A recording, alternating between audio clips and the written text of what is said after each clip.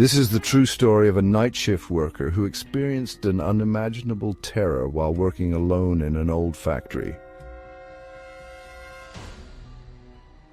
It happened a few years ago when I had just started working the night shift at a manufacturing plant. The factory had been in operation for decades, and though it was still running smoothly, there was an unsettling, eerie feeling that lingered in the building. The plant had been built in the early 1900s and was known to be one of the oldest in the area. Its dim lighting, creaky floors, and the hum of machines made it feel like something out of a horror movie. The night shift wasn't too busy. It was mostly a quiet, solitary job. Most of the time I would sit at my station monitoring machines, making sure everything was running smoothly. It wasn't an easy job, but it wasn't too stressful either.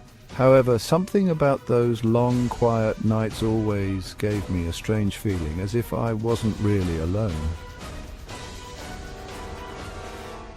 One night I was working at my station in the main part of the factory.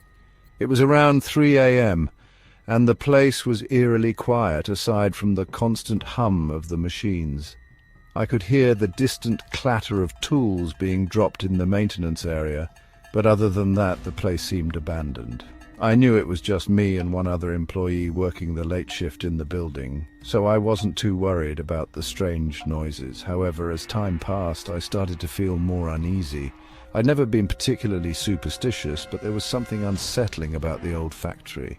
The hallways were long and narrow, and the shadows seemed to shift and change with the flickering lights. It was the kind of place that made you second-guess whether you were really alone. Sometimes I could hear footsteps echoing in the distance, but when I would go to check, no one was there.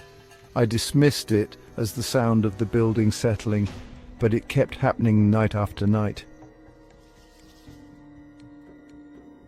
One particular night, around 3:30 a.m., I was sitting at my desk when I heard something strange, a faint whisper. At first I thought it was just my imagination, so I ignored it. But then it came again, louder this time. It was coming from the far side of the factory floor. It was soft at first, barely audible, like someone was calling my name. Tom. The whisper was clear and unmistakable. I stood up from my desk, my heart pounding in my chest. The factory was supposed to be empty, except for me and the other employee who was in the maintenance room. I decided to investigate. I grabbed my flashlight and walked cautiously toward the source of the whisper. The hallways were dim, and the shadows seemed to follow me as I moved. As I approached the far side of the factory, I saw something that made my blood run cold.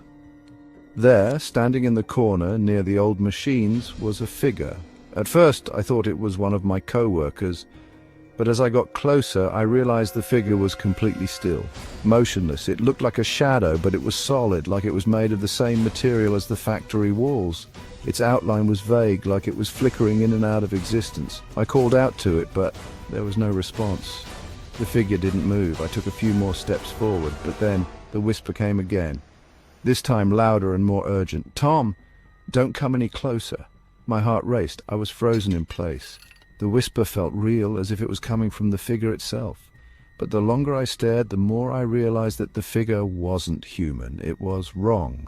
Its shape was distorted, almost like it was shifting between solid and translucent, and its presence seemed to fill the room with a heavy, oppressive energy. I turned to run back to the main office, but as I did, I heard the footsteps again, closer this time. It sounded like someone was following me, walking right behind me. I could feel the cold breath on the back of my neck, and the hairs on my arms stood on end. I didn't dare look back. I sprinted toward the office, and as I reached the door, I slammed it shut behind me.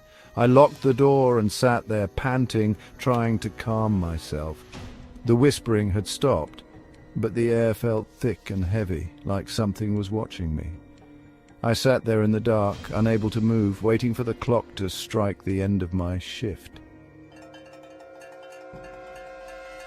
As the hours passed, I couldn't shake the feeling that I was no longer alone. The whispers never returned, but I could still hear the footsteps, and Every so often I would catch glimpses of something out of the corner of my eye. By the time my shift ended at 6 a.m., I was exhausted both physically and mentally. I never went back to that factory after that night. The experience haunted me for a long time, and I learned later that the building had a tragic history. Many years ago, a worker had died in an accident while working the night shift, and some believed his restless spirit still roamed the halls, forever trapped in the factory. Whether it was true or not, I couldn't bring myself to work there again. To this day, I don't know what I saw that night or what followed me around the factory, but the memory still lingers. If you ever work the night shift in an old, forgotten building, be careful. You may not be as alone as you think.